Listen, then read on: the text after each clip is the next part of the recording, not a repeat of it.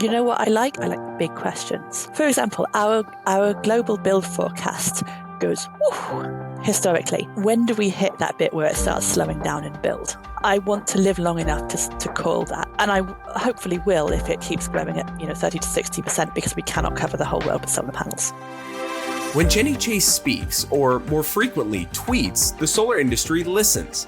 For nearly 20 years, Chase has chronicled the twists and turns of solar's meteoric growth as a market analyst for BloombergNEF. Her research is indispensable. Her annual prediction megathreads are legendary. I'm John Engel, editor-in-chief of Renewable Energy World. This week on Factor This, I'm joined by Jenny Chase, who, as much as the moniker may make her squirm, is the closest solar has to an oracle.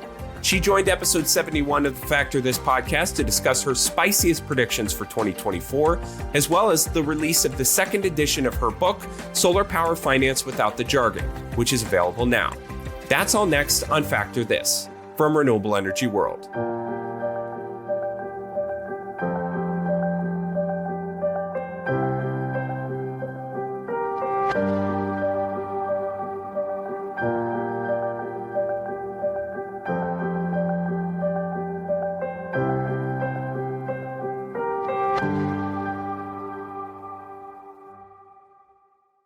Jenny Chase, thanks so much for joining the Factor This podcast. It's great to see you. Great to see you, John. I have had you circled on my list of prospective guests for a long time, and that's for a couple of reasons. One, I am a big fan of your work at BloombergNEF. I would consider you as close to a solar oracle as we have. And secondly, we have your second edition of Solar Power Finance, the Solar Power Finance Without the Jargon that you've written. That is an incredible read for anyone new and old to the industry. And that should be out by the time that this publishes. We'll have a link in the episode description as well. But thank you for doing this. And first, we got to start off with the basic interview question when you talk to an author of the experience writing the book and the reason for giving it an update, because it's only a few years old, but valuable time to take another pass. Yeah, so I wrote this book because when I started in this industry, I had no idea what I was doing. I had a couple of science degrees, knew nothing about finance. And I had a sort of private blog where I was just like, wow, I found those things out. And then in the end, I was like, you know what? I should actually try and explain this to other people because I've now spent over a decade learning these things. And these are things that actually science students should know about the world of finance, even if they don't do finance. And yeah, so I assembled those blog posts and found myself a publisher and put it out as a book I should have read. The other thing is that at BloombergNEF, we are very often writing about what happened last quarter or last year or last month. And I think often people, more than that, need to know what's happened this decade or even these 2 decades. So although after a few years I found that my book was painfully out of date and I had to update it, I do think that it was good for 4 years. But it really is such a valuable resource. So you were mentioning the science background, but you get into how offtake agreements come together, site selection, origination, all those critical components, supply chain and the intricacies there that especially as you're getting started out, this should be the Bible for anyone getting ready to embark on a career in the clean energy industry. I truly mean that. And I'll let you also respond to me labeling you as the Oracle of Solar. How do you feel about that? One, and two, your just position in the market. People stand or wait patiently for your annual predictions that you release in those epic Twitter threads. And I think that you have a really valuable voice in our space. So how does that feel for you? I find it utterly terrifying. And it is pure luck that I've ended up in this space. Why do you say that? I basically got solar as my field in 2005 because the first the guy that Michael Liebreich thought was the best analyst got to do wind because that was the bigger sector. And then he kind of was like, yeah, Jenny, you're around. Why don't you do solar? And I thought then that maybe one day solar will be 1% of the world electricity supply. I was like, you know what? Contributing to that is a useful thing. I can be a cog in that machine. And last year, solar was about 5%, and it isn't stopping. So it has really exceeded all my expectations. But really, me being here is completely random, and I've stuck to it because it was so much fun. You've touched on a couple of points of your background, but if you could fill in the gaps there on how you started out, and now we know the connection to following the industry, but would love to hear a bit about how you wound yourself up in the space. Well, I wanted to be a journalist, but I went to study physics because I thought that then people would think I was clever. It turns out I'm not good enough at physics to get a job doing physics. But you're pretty clever. There are lots of people cleverer than me who'd go and do physics. And I went and did this internship for this guy called Michael Liebreich, who paid £10 a day, and I got to live in London and did some actual sort of like journalism. It was really data entry and writing some news articles. And then he said, well, come and work for me when you graduate. And I'm not even sure if he meant it seriously at the time, but I was like, okay, I have a job. So I went back to do my last year. I achieved the remarkably useless feat of going from getting the bottom 2-2 in the year to getting the top 2-2 in the year. So that was a lot of work for no reason. And then I started working, and what was then called New Energy Finance actually worked out. We got clients. They kept paying, and it kind of grew from there. I think Michael is a very, very clever, very detail-oriented, very big thinker guy. And that's a big reason why it worked. But also he did manage to find some of the right people to work for him. I think a lot of our stories in clean energy start with, I stumbled in, or I got lucky, or I made a connection and I found myself here. But they almost all include a piece of, and then I fell in love with it, or then I couldn't escape it because of X, Y, and Z. Was that a similar case for you? What kept you in the game for so long? And what are some of those moments that you think back to of, okay, this is when the industry really sunk its teeth into me? First of all, just working in a growing industry is phenomenal. And at the time, the feed-in tariffs had kicked in. There was a new market coming in every year. Solar volumes were growing, and they still are. It's 18 years later, and annual volumes of solar installed are still growing. 64% this year over last year, we reckon. So, first of all, that's nice. Secondly, learning about something that's interesting. But when it comes right down to it, solar is great because it's the first bulk electricity source we have ever had that doesn't involve turning a turbine. Do you know how exciting that is? Like all for the rest of human history, we've been spinning these turbines and making them drive motors. And now we can just put a black rectangle in the sun and it generates electricity. Isn't that weird and delightful? And the other thing is just that if you do things on a regular basis and learn more about them, then you tend to get interested in them. I was not interested enough in physics at university because it was all quite theoretical to me.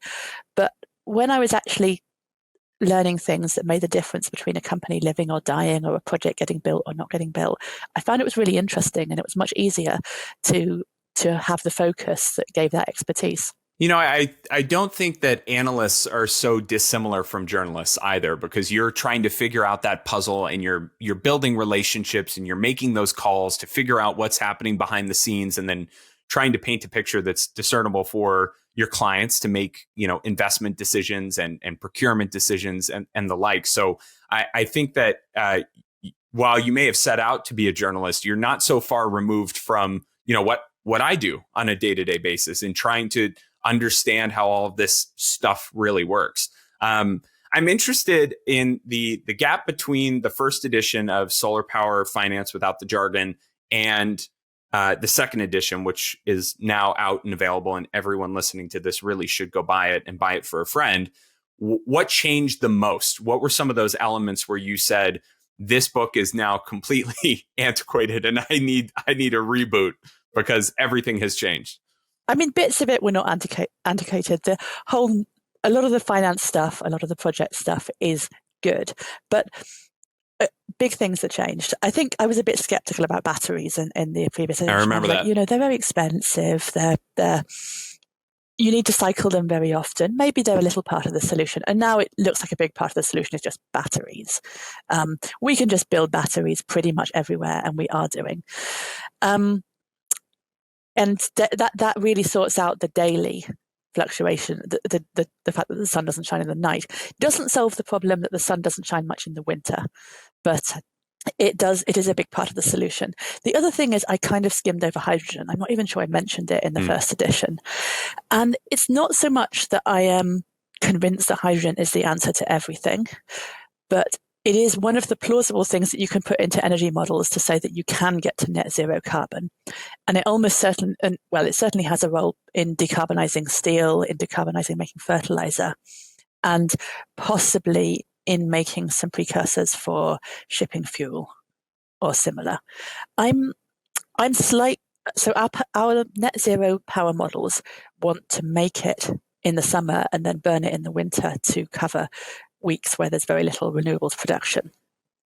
I'm not totally sure that will turn out to be the answer, but I think it's probably good that governments are putting a lot of subsidy in to figure out that we could do that, because there aren't that many great options to store power seasonally. I'm interested in, and this is an aside, and going back to your previous point about, the other analysts being put on wind. Are you still in contact with that analyst who was initially put on wind, and are they still involved in wind? Will Young, no, he does a lot of he runs a lot of finance collaboration stuff now. But yeah, he's great. He's just not on wind anymore. Yeah, I mean, wind is not growing as fast as solar, and actually, Will Young.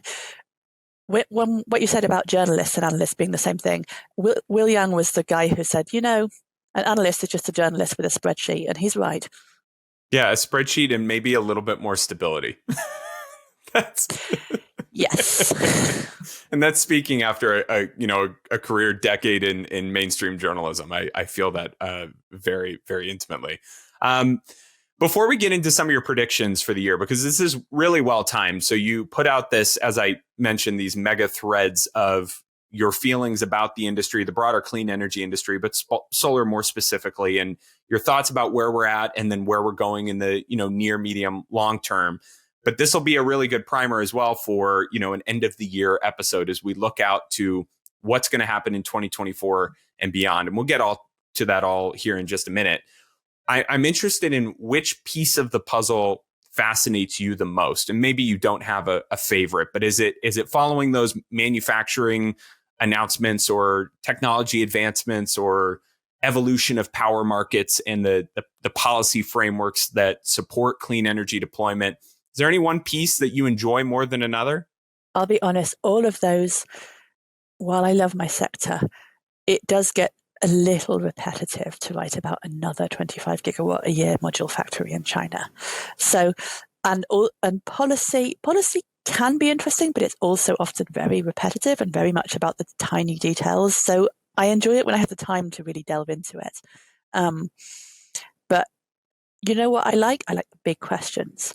Like, for example, our global build forecast goes historically.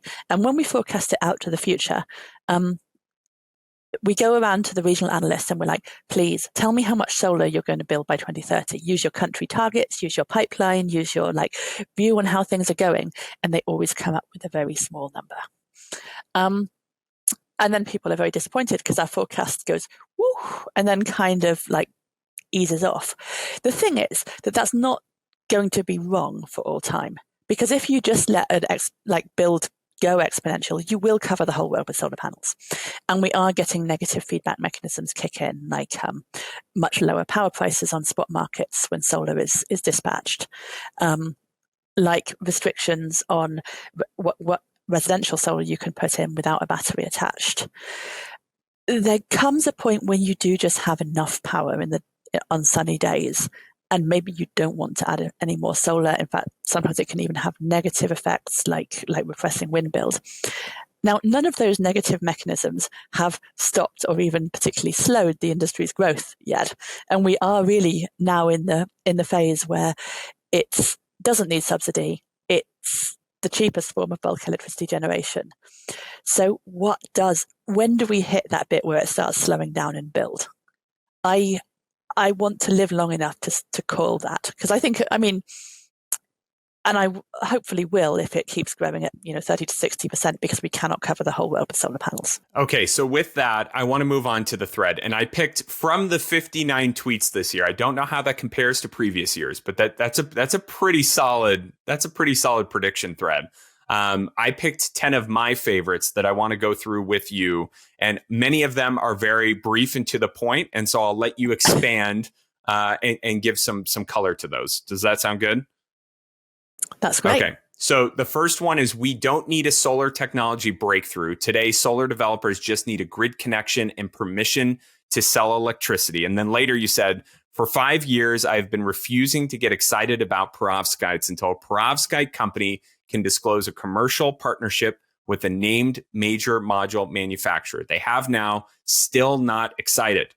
Okay. So we have a lot of hot takes about perovskites in this industry, but expand on that. Why are you not excited yet? So first of all, solar modules are always getting better. The totally average solar module this year was about 21.6% efficient. And in 2012, it was about 15% efficient, maybe 16% efficient.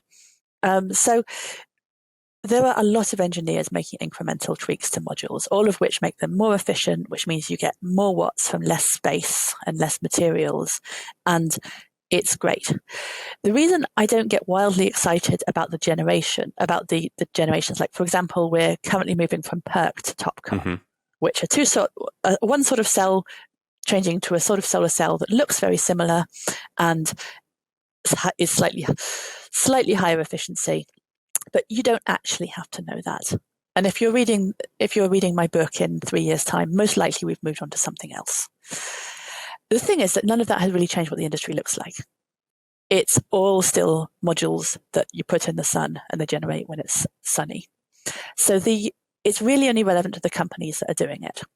Now, there are a lot of companies trying to commercialize perovskite, which is a family of lead compounds that you can use to make another layer of semiconductor, usually to be applied on top of crystalline silicon.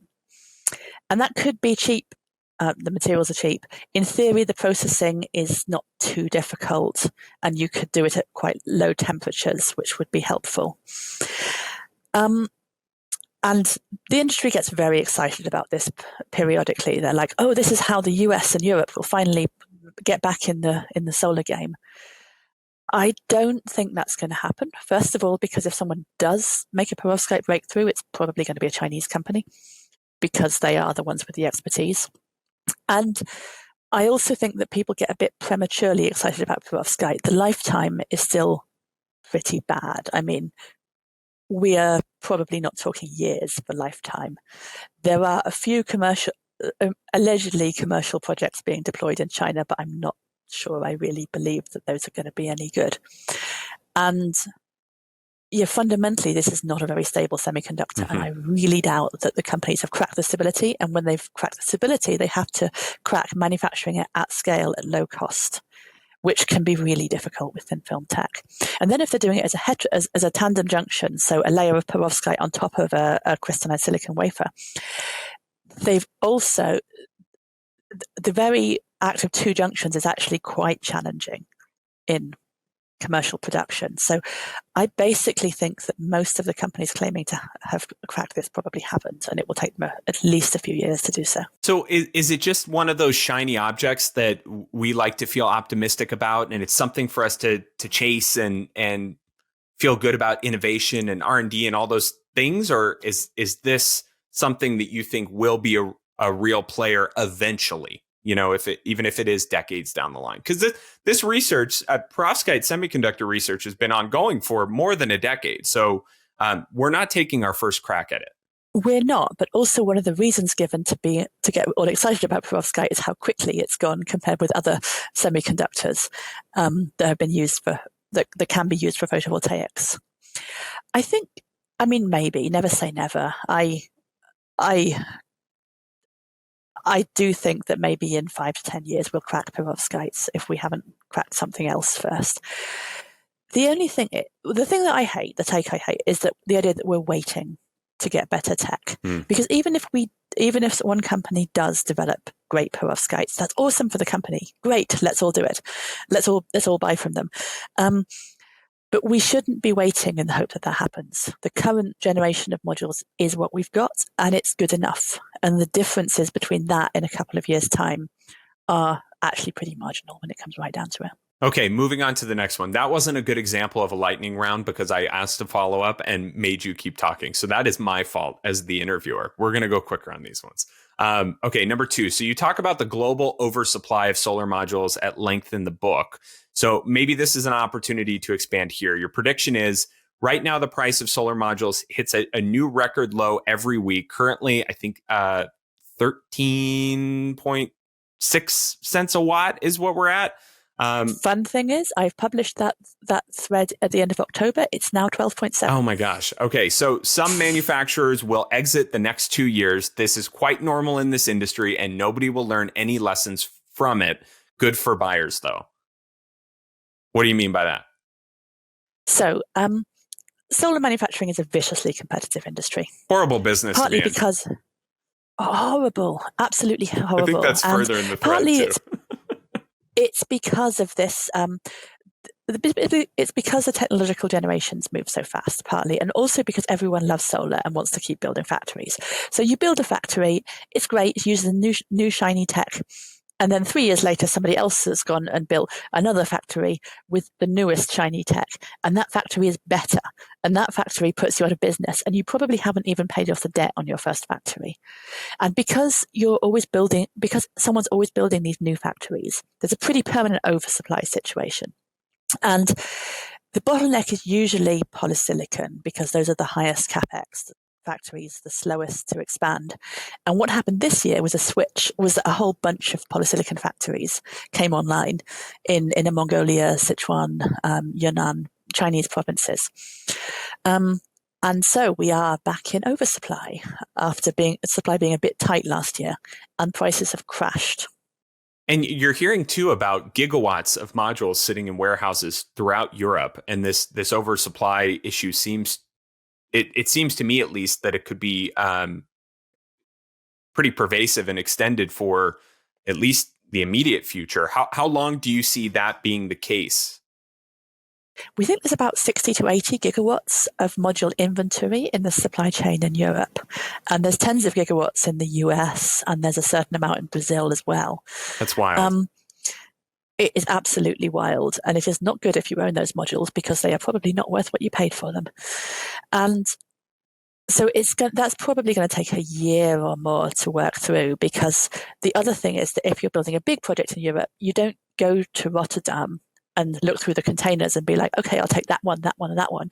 No, you just call up a Chinese manufacturer and get 40 containers all the same, which means that you're bringing more in. And they're also going to be slightly better because it's 6 months on and they're not PERC anymore, they're TOPCon. Interesting. So this is going to cannibalize some future questions from the thread, but do you at all worry about the stranded assets that we could have in the industry? I think about the Inflation Reduction Act and all these factory announcements that we're getting in the US, albeit most of them, module assembly, not the full value chain and the harder stuff, wafer and cell and poly. But so we ramp up gigawatts of module assembly capacity in the US to capitalize on these rich incentives that we have. And the Inflation Reduction Act sunsets eventually, and eventually these incentives are likely to go away, and you deal with political wins and the changing of administrations. Is there a likelihood that we're going to see a bunch of abandoned factories one day just because of this oversupply issue coupled with the chasing of incentives? I mean, probably. This is the solar industry. Factories becoming obsolete is what happens. The production tax credit in the Inflation Reduction Act is in place for more than 3 years. And I want to say it's in place for 10 years, but it might be 5. Good. Okay. So 10 years is actually a pretty good lifetime for a solar factory. If they can run for 10 years, they're doing well. But there is going to be oversupply. There's probably going to be oversupply specifically in the US. I suspect their costs are too high to sell elsewhere. So I suppose one thing my team is currently discussing is how many of these factories will quietly be cancelled now, because there has been this tanking of the solar module price, and maybe the industry could be a little bit more rational. But this is solar; they always pile in and build factories. The other big thing that changed between the first edition of the book and the second was I've got somewhat more relaxed about people losing money, and also about policy being too high, because that is kind of what investors have to expect. They take the risk. They should know that this could happen. Interesting. I really hope you release that information publicly once you hear about canceled factories, because that's something that if you don't have the time to continuously follow up on whether something is moving forward, it's easy to miss. BloombergNEF will be following that story, and I suspect that they won't be openly cancelled for a bit. They'll just be like not proceeding as fast as you might have expected. Okay, next tweet. Thank goodness we've collectively stopped the nonsense of boasting about lowest ever solar auction prices, most of which were Middle East opaque transfer prices or had other features. PV power prices below $25 a megawatt hour unsubsidized are still too low. Solar still does cost money. It feels like there's still a good amount of this rhetoric, though. That's my only pushback, is that in the US, I feel like we do still brag about this kind of race to the bottom mentality. Well, you're not at the bottom, are you? I mean, I was looking at some PPAs in the US and they're like $30, $40, and then you get the PTC, which is like $27. Mm-hmm. And then you've got REC prices, which in some places is like $30, and even your voluntary REC prices are $3. I'm sorry, you are rolling in money in the US. I do not think the US is affected by this race to the bottom mentality. Well, so whether we're at the bottom or not, and I appreciate that color, it is still the talking point of many a developer that we will be. Well, developers would say that because developers want you to give them more money for power. Mm-hmm. Yeah. I mean, the other fundamental thing is people will always be talking their book. Yeah. In my case, rather literally, but in the case of developers, they will be talking about how hard their job is. Okay, so then sidebar question. What would you say for the frothiness of the solar development segment of good projects versus bad projects that are being deployed or announced? Because I think it was worse a few years ago. It's still got some issues from the conversations that I have with developers about the competition they're facing. How do you feel? I think that developers are... So bear in mind that when developers talk about a pipeline, some of that pipeline may literally be just, we saw a field. I totally agree with you. Everyone and their mother has a gigawatt pipeline in the US. Exactly. And the way the solar development business works is you go and try and get some kind of preliminary rights for 100 gigawatts of projects. Mm-hmm. And you file for grid connection and you proceed with them. And then you sort of watch your pipeline and hopefully put more effort into the ones that are more likely to proceed. But you don't expect more than 10% of them to get anywhere. So it's very much you're playing a numbers game. And but at the same time, development is a frothy business, and you have to have hope and confidence. Otherwise, you won't develop anything, and then you will get fired because you didn't develop anything. Fair enough. Okay. Next point. The 2022 energy crisis should put most concerns about cost of renewable subsidies to rest. Why? When I wrote the first book in 2018, I was very concerned with the cost of subsidies. It was too high. Then, I was worried that there were old projects being paid 400 euros a megawatt hour, that there were newer projects that were still being paid 100 euros a megawatt hour, and the levelized cost of energy was around 50. 2022, the price of standard power in many European countries was 400 on the spot markets. It spiked even higher than that. Countries in Asia were also affected because the liquefied natural gas market became incredibly tight, and Europe basically tried to buy all the liquefied natural gas so we didn't have to buy from Russia. And the marginal cost of power became very, very high in many countries. And so it didn't matter that these subsidies were being paid because they were actually still saving the government's money.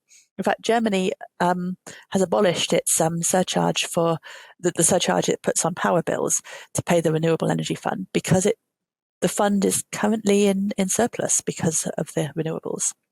And the new projects, of course, are signing on at much, much lower prices. How do you address the Russian invasion of Ukraine and the broader energy implications in the second edition versus obviously, not being present in the first? What I attempt to cover is the what happened in the energy crisis and how Europe did actually mobilize and save quite a lot of electricity through more renewables, through things like heat pumps, and simply through higher power prices and consequent reduced demand.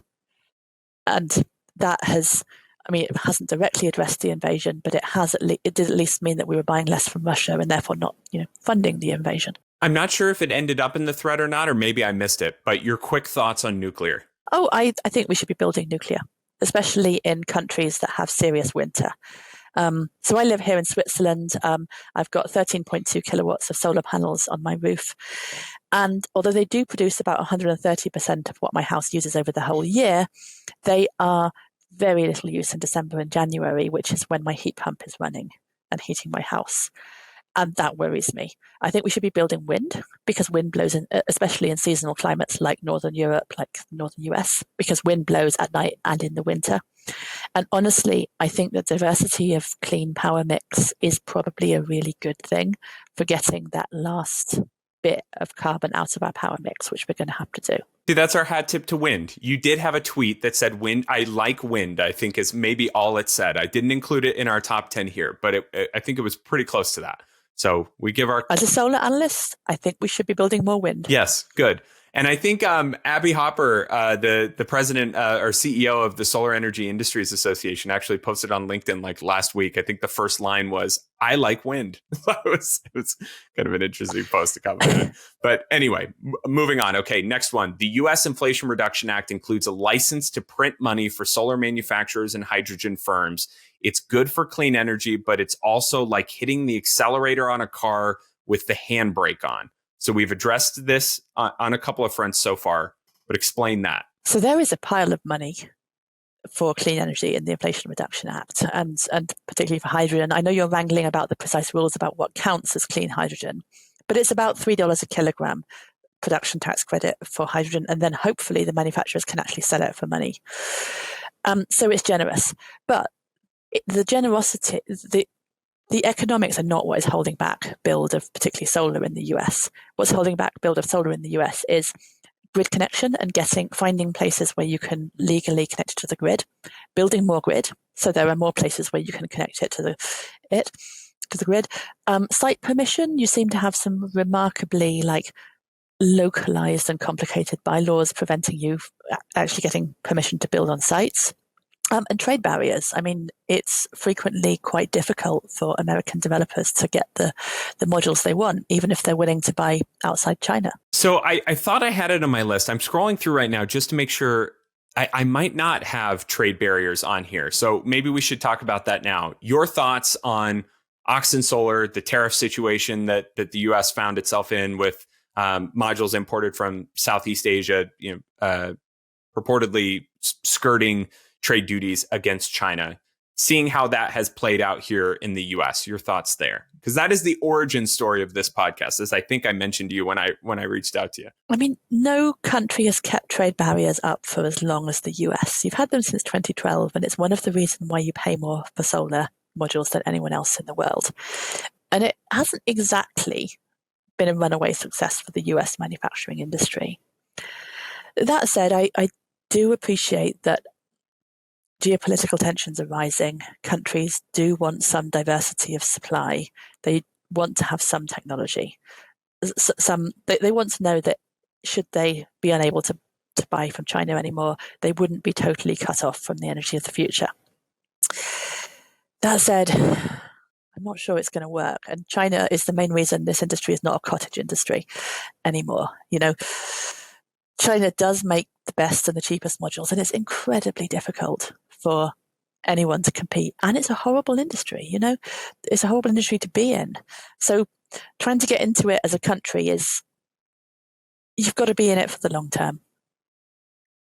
And I suppose I prefer the European Union's policy of it seems likely to back some factories in Europe to have that technological base there at quite a low level, but not introduce trade barriers. But the point on cheapest and best modules, so cheapest, I think the response to that is usually that we don't even know the actual cost of solar modules coming out of China because of the way that the Chinese government supports that industry as a key goal of their own advancement. And what's your response to that? And should we, like, if the comment is, tariffs on their own do not build up a domestic industry, is there a point where you just kind of hand it to China and say, if you can't beat them, join them and let them subsidize solar module production for the betterment of, the planet? Well, first of all, I think we do have quite a lot of knowledge about how China's solar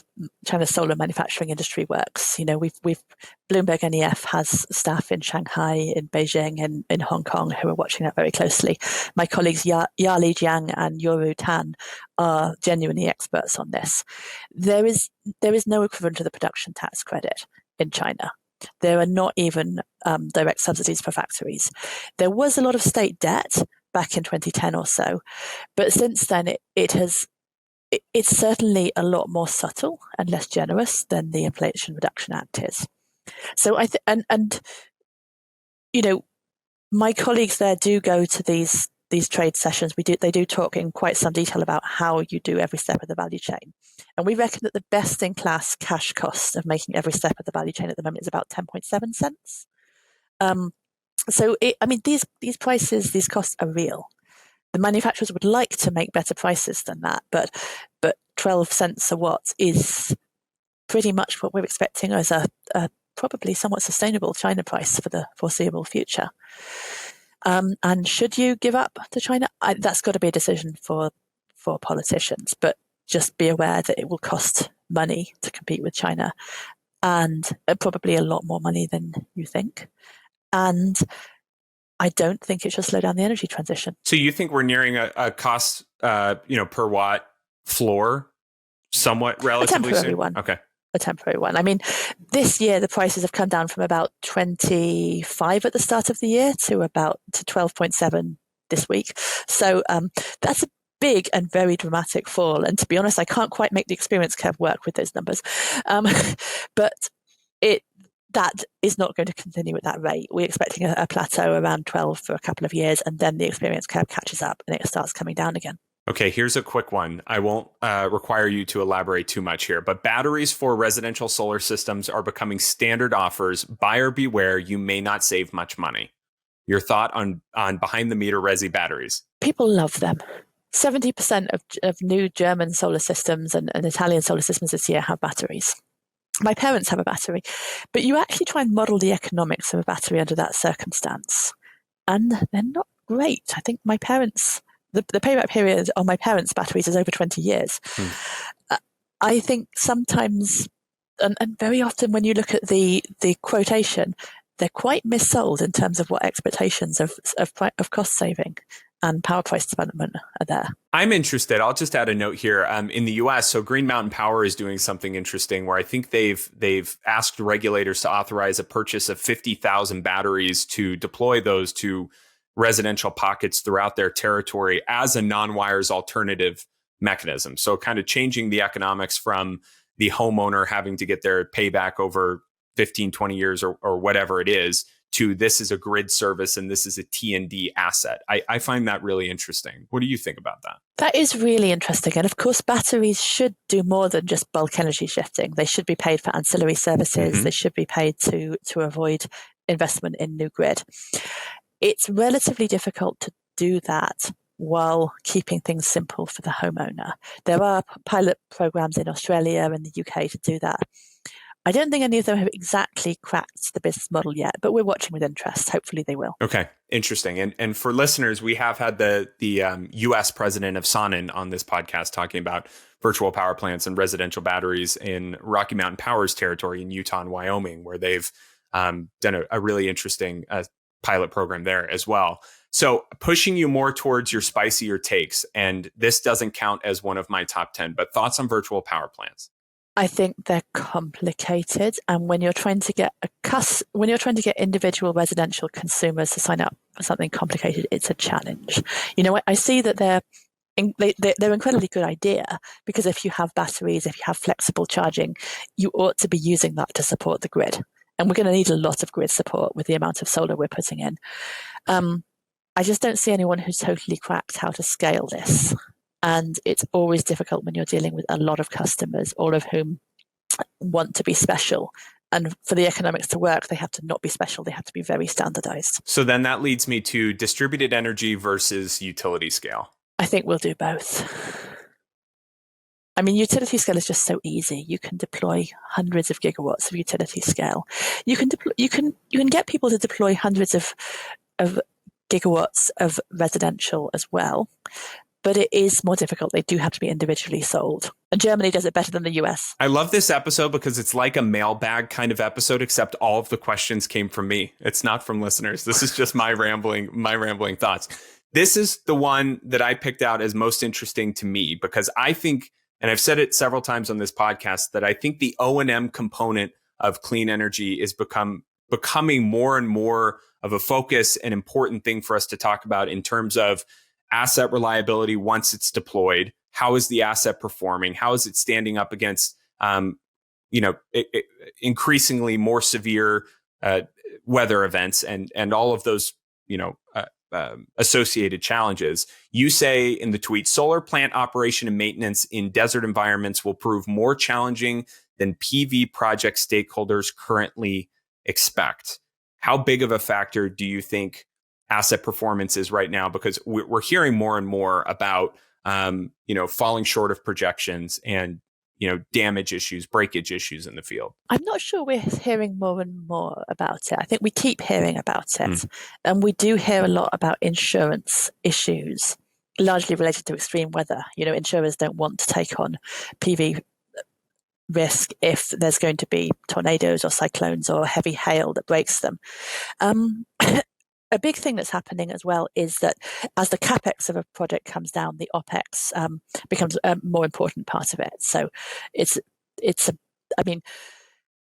somewhere around sort of $8 to $10 a megawatt hour on most projects, and if something goes wrong, though, it's still hugely important.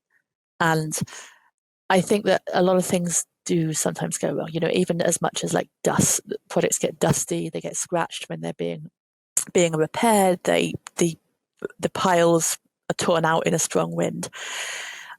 And this is all something that does add up. And sometimes I think and when you're closing finance for a project, it's very much in your interest to lowball the amount it's going to cost you in maintenance. And I think sometimes that lowballing was not accurate. The reason it's in your interests is because you've got as an individual, you have to close a deal. Otherwise, you don't really have a job anymore. And so you are very much going to make the numbers come out of your model so they work. And then you'll probably have got another job by the time it turns out that maintenance is a bit more challenging. So this is also me throwing my half-baked ideas and thoughts at you based on the conversations that I have with developers and asset owners. But I have heard what seems like more often to me these performance issues with modules, but more specifically inverters in the field with failures and thermal events and those sorts of challenges with the OEMs. And you're not as concerned about that. I haven't heard as much about it as you clearly have. But inverters are a very common point of failure. And if that is happening more often than was originally budgeted for, that will affect project economics. Okay. We'll move on then. So next one, traded electricity wholesale markets are the worst way of deciding how to dispatch energy resources, except for all the others that have been tried. I will leave it there and let you expand. So power markets work to decide what asset actually runs. Like, does a gas plant run? Does a coal plant run? Does a solar plant run? And of course, if you have a solar plant and it's sunny, then the solar plant will always be running, almost.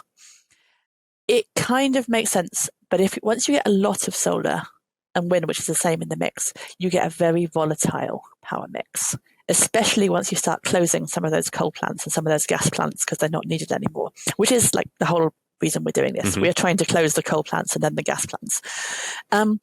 And what that does mean is that you're going to get some crazy volatile power prices. You could get $8,000 a megawatt hour power prices in Texas. And what do you do about that? Do you panic, or do you just say, pay it and let the market sort it out? And there are various thoughts on this. I'm kind of a market fundamentalist. I think that the cure for high prices of anything is high prices, which encourage people to respond to this. And so I do think that we shouldn't be panicking too much about high power prices, and probably not too much about low power prices either. But we do have to let the market respond. I mean, low power prices are going to be even bigger as a problem for solar, because we're going to have free power between sort of 10 and 3 on sunny days in most places. And we need use of electricity to be more flexible, which means letting the markets work, which means letting customers, especially commercial and industrial customers who have a lot of load to move, see those prices directly instead of protecting them from it. Okay, these next two are fun, and this first one might be a little bit controversial. You say if you record PV capacity and only have room for one figure, record megawatts DC, the module capacity. It tells you more about what the project will produce, how much land it needs, and what it will cost than megawatts AC, which is just the size of the wire. I will die on this hill. I think many will fight you over that. Why do you feel that way? Well, okay, so one of the reasons is that I track the supply and demand of solar modules. And for that, I need to know the capacity of solar modules. And I'm a data analyst. If you've got both sets of data, record both sets of data, just don't mix them up. But it's also capacity factors in DC, so the amount of electricity produced as a function of the module capacity, are much more consistent for a location than AC. Because to increase the capacity factor AC, you can just add some more modules to your inverter and your wire, and you will get more production at what we call shoulder times, the times at which production is not peak. And so the capacity factor will go up. And normally you design your projects so the DC capacity, the capacity of the modules, is about 1.2 to 1.4 times the capacity of the inverter and the wire. So they are really different. And changing that ratio between the AC and the DC ratio just gives, between the AC and the DC capacity, the ratio, sorry, can I take that again? Changing that ratio between the module capacity and the inverter capacity drastically changes your AC capacity factor. And also, because the modules actually take up space, it changes the amount of land you use.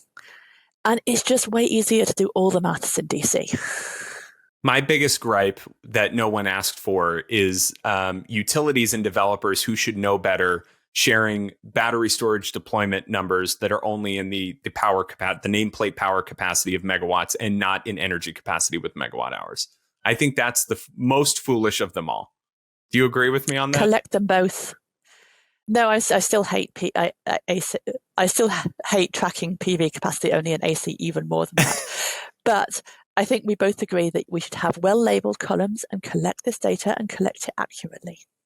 This last one isn't spicy and doesn't even require a response, really. And it doesn't count against my top 10. It just made me laugh. Floating solar is a thing, but it's not new tech. It's solar on a boat.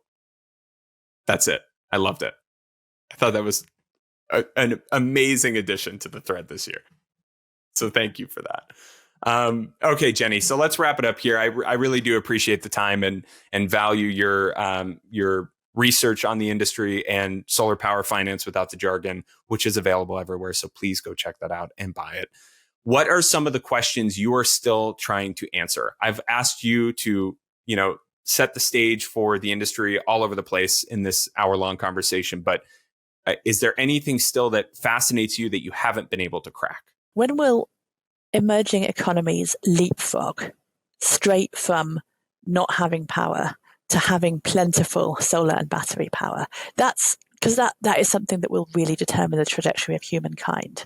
Whether Africa can get electricity across the whole place for everyone, hopefully 24 hours a day, 7 days a week, just with solar and storage, and never have to build a fossil power plant infrastructure. That fascinates me.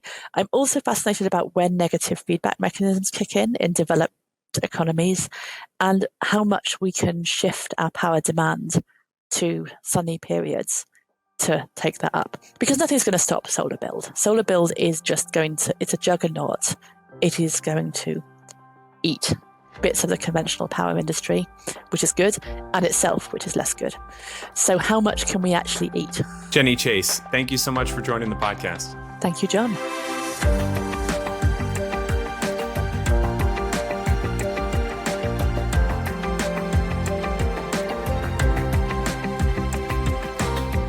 Thanks again to Jenny Chase for joining the podcast. You can find a link to purchase the second edition of her book, Solar Power Finance Without the Jargon, in the episode description. Factor This is a production of Renewable Energy World and Clarion Energy. Join us every Monday as we break down solar's biggest stories with industry leaders who actually move the needle. And please leave us a rating and review wherever you get your podcasts.